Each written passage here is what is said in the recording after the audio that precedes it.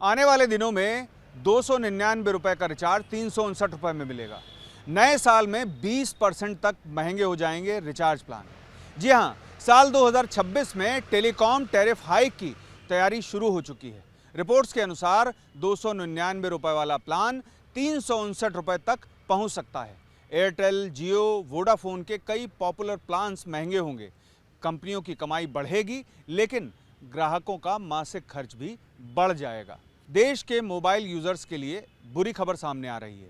साल 2026 में एक बार फिर मोबाइल रिचार्ज प्लान महंगे हो सकते हैं। रिपोर्ट के मुताबिक रिलायंस जियो, भारती एयरटेल और वोडाफोन आइडिया अपने प्रीपेड और पोस्टपेड प्लान्स की कीमतों में 20% तक बढ़ोतरी कर सकती हैं।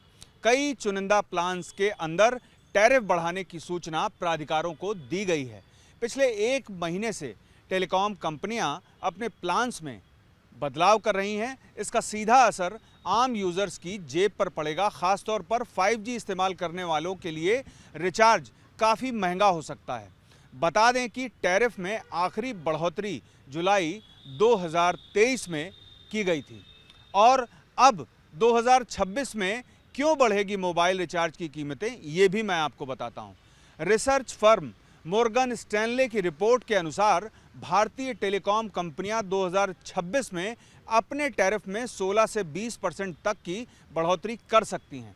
इसका मकसद कंपनियों की प्रति यूज़र औसत कमाई यानी ARPU को बढ़ाना है। पिछली बार जुलाई 2024 में टैरिफ हाइक हुई थी और अब 2 साल के बाद फिर से कीमतें बढ़ने की तैयारी है। रिपोर्ट बताती है कि ये टेलीकॉम सेक्टर का तय पैटर्न बन चुका है और भारत में अब ये नया नहीं है। एयरटेल और जियो के प्लान्स कितने महंगे होंगे ये आप जान लीजिए। अनुमान के मुताबिक एयरटेल का 28 दिन वाला प्लान अनलिमिटेड 5G प्लान 319 रुपये से बढ़कर 419 रुपये का हो सकता है।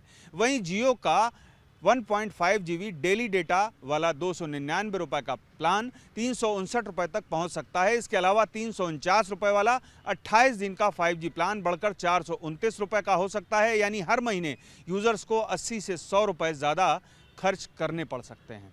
और वोडाफोन के प्लान्स में भी लोगों को महंगाई का झटका लगेगा। वोडाफोन आइडिया के यूज़र्स को भी राहत नहीं मिलेगी। रिपोर्ट का कहना है कि वोडाफोन का 28 दिन वाला 1 GB डेली डेटा प्लान 340 रुपये से बढ़कर 419 रुपये तक का हो सकता है।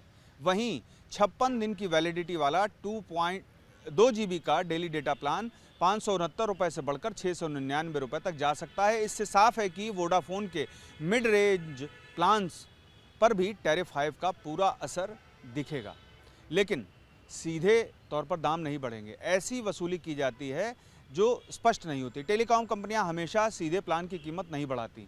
कई बार वे प्लान की वैलिडिटी घटा देती हैं या मिलने वाले बेनिफिट्स कम कर देती हैं। हाल ही में जियो, एयरटेल्स, वोडाफोन, यहाँ तक कि BSNL ने भी अपने कई प्रीपेड प्लान्स की वैलिडिटी और फ़ायदे बदले हैं।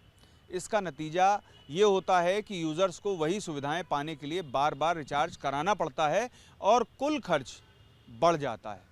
यानी कि नाक यहाँ से नहीं घुमाकर पकड़ी जाती है और दाम सीधे तौर पर नहीं बढ़ाए जाते, बल्कि वैलिडिटी का जो ड्यूरेशन है वो घटा दिया जाता है। आज बाज़ार में ये अनुमान लगाया जा रहा है कि टेलीकॉम कंपनियां अपने दाम जो हैं वो नियर फ्यूचर में बढ़ाने वाली हैं। अब इस चीज़ को लेकर ये एक स्वाभाविक है कि जो उपभोक्ता हैं वो ये सोचेंगे कि कीमतें क्यों बढ़ाई जा रही हैं। कोई भी उपभोक्ता बढ़ी हुई कीमतें पसंद नहीं करता है। लेकिन अगर हम इसको एक संदर्भ में देखें तो आज टेलीकॉम की कीमतें हिंदुस्तान में पूरे वर्ल्ड से कम हैं और जो सर्विसेज मुहैया कराई जा रही हैं वो वर्ल्ड के मुकाबले में एक बहुत ही अच्छी क्वालिटी की सर्विसेज हैं।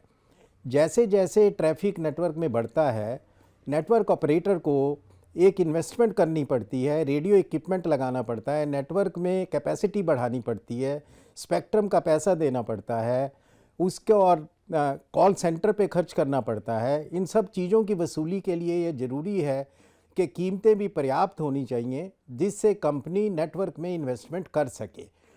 हमने देखा है कि पहले जो सर्विसेज कम थी उसके मुकाबले सर्विसेज में बहुत इम्प्रूवमेंट हुई है। कॉल ड्रॉप रेट पहले काफ़ी हाई होता था। आज की डेट में देश के हर कोने कोने में सर्विसेज मुहैया करवाई जा रही है और एक बहुत ही उचित दाम पर है। दाम को अगर हम कंपैरिजन में देखें तो उपभोक्ता को कोई भी दाम की वृद्धि लगती है कि वो अनुचित नहीं है, लेकिन जैसे जैसे कीमतों को अगर हम देखें दूसरी सर्विसेज के संदर्भ में, आज हम तेल के भाव देखें, आज हम बिजली के भाव देखें, आज हम पानी के भाव देखें, उसके मुकाबले में आज एक आरपू जो है वो 200 रुपये के लगभग है। 200 रुपये में आज हमको जो सर्विस मिल रही है उसमें हमको 24 घंटे की कनेक्टिविटी मिलती है।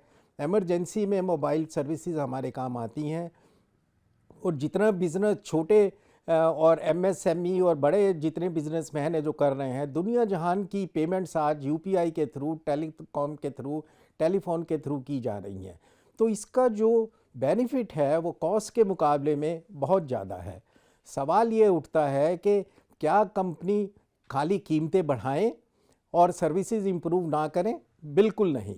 ये एक एक्सपेक्टेशन होगी कि टेलीकॉम सर्विसेज अगर दाम बढ़ा कर दी जा रही हैं तो नेटवर्क की क्षमता भी बढ़नी चाहिए, उसकी क्वालिटी भी बढ़नी चाहिए, पैसा नेटवर्क की क्वालिटी बढ़ाने में जाना चाहिए। उपभोक्ता को अगर बेहतर सर्विस मिलती है तो वो थोड़ा नॉमिनल ज़्यादा पैसा देने के लिए कोई माइंड नहीं करेगा और उसको बेहतर सर्विसेज मिलने पर वो थोड़ा पैसा देने के लिए राजी होगा। तो आज समझ सकते हैं कि भारत में टेलीकॉम कंपनियां पिछले 3 साल में लगातार ये कहकर दाम बढ़ा रही हैं कि दुनिया भर में जो टेलीकॉम टैरिफ है भारत में सबसे ज़्यादा कम है। लेकिन अगर आप दुनिया में तुलना करते हैं टेलीकॉम टैरिफ की तो बाकी चीज़ों की भी तुलना होनी चाहिए। ये भी होनी चाहिए कि यहाँ प्रति व्यक्ति आय कितनी है, यहाँ की अर्थव्यवस्था कैसी है, यहाँ कितने गरीब लोग हैं। एक परिवार में अगर 4 लोग मोबाइल रखते हैं और उनके प्रति मोबाइल पर अगर 80 रुपये या 100 रुपये का खर्च बढ़ता है तो जाहिर सी बात है कि मासिक खर्च 400 रुपये बढ़ गया। यहाँ पर भारत में 10,000 रुपये से कमाने वाले और लाख रुपए कमाने वाले और करोड़ों रुपए कमाने वाले भी लोग हैं। तो ऐसी स्थिति में 10,000 कमाने वाले, 10 से 20,000 कमाने वालों की संख्या और तादाद बहुत बड़ी है।